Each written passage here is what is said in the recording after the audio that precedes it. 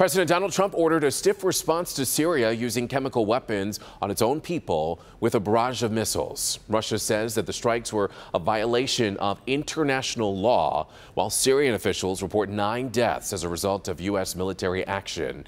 NBC News correspondent Edward Lawrence joins us from Washington. Well, members of Congress say that this sends the message that President Donald Trump will back up his tough talk. Now, one House representative, Barbara Lee from California, tweeted out that this was an act of war. Still, other Republicans and Democrats support this action.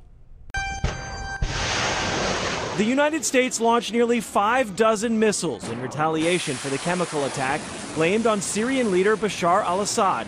President Donald Trump says Assad's actions, killing women and children with a deadly nerve agent, could not go unpunished. There can be no dispute that Syria used banned chemical weapons, violated its obligations under the Chemical Weapons Convention, and ignored the urging of the UN Security Council.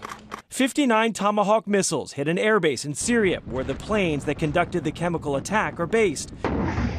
The president gave Russia a heads up about the U.S. strike to minimize casualties. He also called members of Congress. We're going to take actions, undescribed actions, to prevent this kind of activity from continuing, and it has to be a strong message. It takes away a lot of machinery of death from a very, very bad guy. Some members of Congress say this sends a message to not only the Syrian government, but the rest of the world. This morning, Bashar al-Assad and Vladimir Putin and Iran and others have a very different cost-benefit analysis. It is very important that the Russian government consider carefully their continued support of the Assad regime. I call on all civilized nations to join us in seeking to end the slaughter and bloodshed in Syria.